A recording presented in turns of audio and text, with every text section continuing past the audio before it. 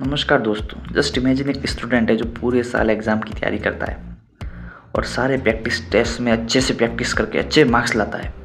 पर जब नीट का एग्ज़ाम होता है और रिजल्ट आता है एग्ज़ाम के बाद, तो उसके मार्क्स 450 आ जाते हैं, जबकि प्रैक्टिस टेस्ट में 550 600 तक जाते थे। जानते हो ऐसा क्यों हो रहा है? आखिर महीने का खेल है। आखिरी महीने में डर, एंजाइटी, नर्वसनेस, डिप्रेशन, क्या हो, क्या कैसे, क्या करना चाहिए। आज भी आप में से काफ़ी स्टूडेंट होंगे जिनकी प्रैक्टिस तो अच्छी होगी, पर मार्क्स नहीं बढ़ रहे होंगे, मार्क्स नहीं आ रहे होंगे, सिली मिस्टेक्स हो रही होगी, डर लग रहा होगा। आज इस वीडियो में इसी चीज़ों पे बात करेंगे। Hello and welcome back to my YouTube channel. कैसे हैं आप सभी लोग? आई होप आप सब बढ़िया होंगे। तो एग्ज़ाम नज़दीक है और एग्ज़ाम होने से पहले डर सताता हर किसी को है। तो आज मैं इस वीडियो में वो बात करने वाला हूँ कि अब जो दिन बचे हैं नीट से पहले, आपको कैसे रहना है। जो हॉनेस्ट बता रहा हूँ, मतलब मैंने भी पिछले साल ऐसा मैंने देखा था और मेरे टेलीग्राम पे भी काफ़ी मैसेज थे, इंस्टा पे मैसेज थे कि डर सा लग रहा है, तो मुझे लगा वीडियो बनाना ज़रूरी है। तो देखो, एग्ज़ाम नज़दीक है, वो आपको मालूम है। एग्ज़ाम से पहले क्या कुछ स्टेप्स फॉलो करने चाहिए। सिंपल है, चिल हो के एग्ज़ाम को यूँ सीरियस लेना है, बट डर के नहीं, क्योंकि डर से मार्क्स कम होंगे, बढ़ेंगे नहीं। तो जो मैं बोलने वाला हूँ उसे आप बस नोट कर लें या फिर इसको याद रखें।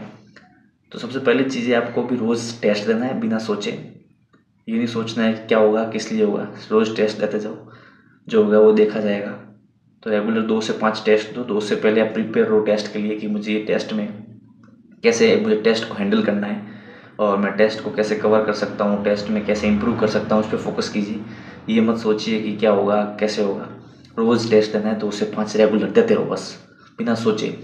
2 बजते ही टेस्ट देने बैठ जाओ और 5 बजे ही ख़त्म। फिर दूसरी चीज़ ये है, टेस्ट देने के बाद खुश नहीं होना है। मार्क्स आ जाए तो ठीक है, अच्छी बात है, और अगर कम आए तो घबराना नहीं है, क्योंकि सीखना है आपको। जैसे ही एग्ज़ाम ख़त्म हो, मतलब आपका टेस्ट ख़त्म हो, उसके बाद आपको खुद से एनालाइज करना है। एनालाइज सिंपल है, यूँ नहीं कि बढ़िया बढ़िया देख लिया, अच्छा अच्छा जो आता है वो देख लिया। जो नेगेटिव हो रहा है, जो सिली मिस्टेक हो रहा है, उसको अलग चार्ट बनाइए, उस पर अलग से पेज पे नोट करिए। और जो लर्निंग चीज़ें हैं उसे आप स्टिकी नोट चिपकाइए या फिर अलग से कॉपी बनाइए और उसे रोज़ पढ़िए। जो जैसे भूलने वाले टॉपिक्स होते हैं कुछ कुछ, पी ब्लॉक्स हो गया, इनऑर्गेनिक का चैप्टर डी ब्लॉक हो गया, जैसे रिवीजन बहुत ज़रूरी होता है, तो वो कीजिए। इस प्रकार एनालाइज कीजिए टेस्ट को। यूँ नहीं कि टेस्ट होने के बाद फ्री हो गए, नहीं। टेस्ट होने के बाद प्रोसेस मेरे हिसाब से ज़्यादा टफ होता है, उस पर ज़्यादा काम करना है। टेस्ट तो ठीक है, रोज़ दोगे तो रेगुलर हो जाएगा, बट आप टेस्ट होने के बाद अगर आपके 300 400 500 आ रहे हैं तो क्यों कम हो रहे हैं, उस पर आपको ज़्यादा फोकस करना है।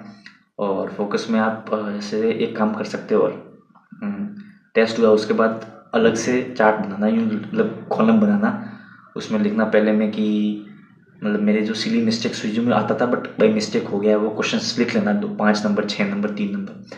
फिर अलग से कॉपी में वो लिखना कि इसमें मिस्टेक ये थी, मेरे से गलती ये होगी, वो समझ के।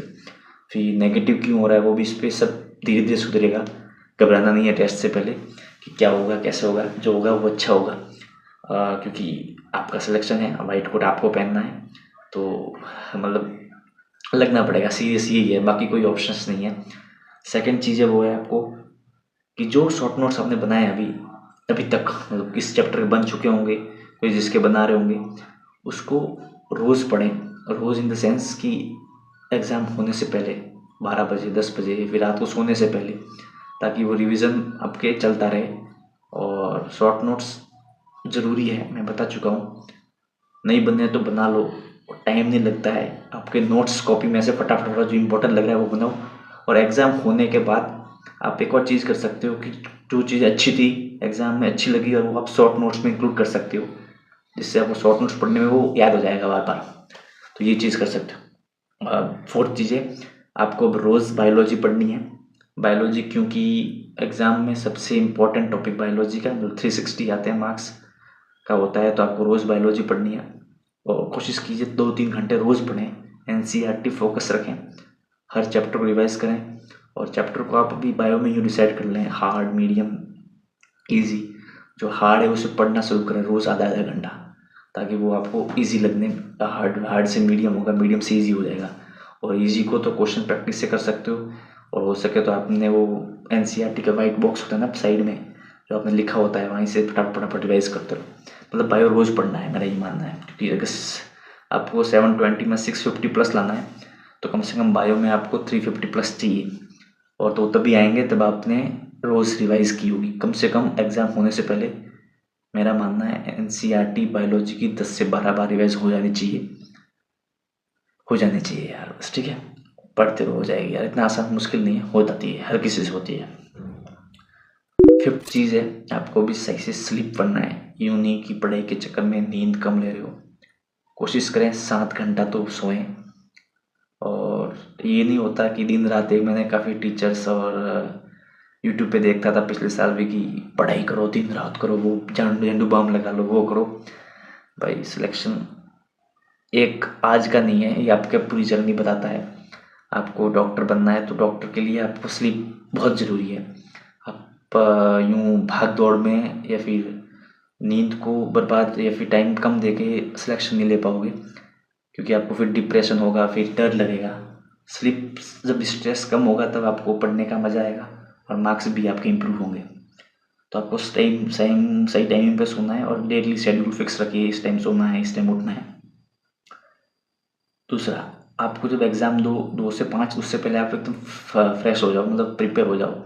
यूँ नहीं कि 2 बजे रोटी खा रहे हो और फिर एग्ज़ाम दे रहे हो। कोशिश करो 10 से 11 से पहले खा लो, 12 से पहले, ताकि आप एक्टिवली 2 से 5 रहो। 2 से 5 सोना नहीं है अभी।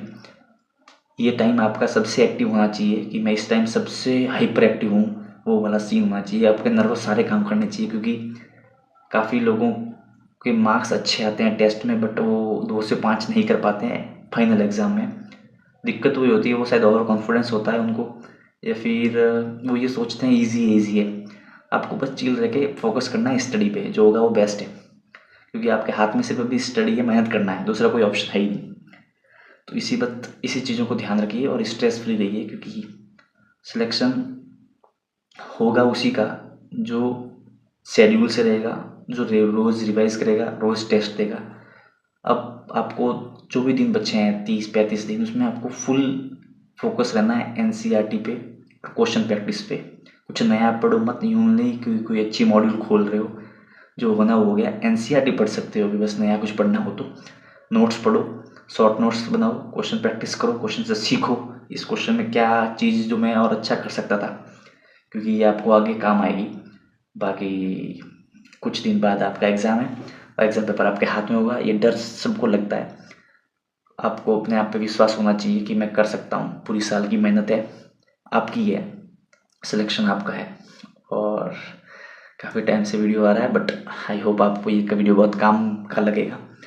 डू सब्सक्राइब और लाइक जो आपको पसंद आए, और मिलते हैं अगले वीडियो में। तब तक टेक केयर, पढ़ते रहें। All the best, take care, bye.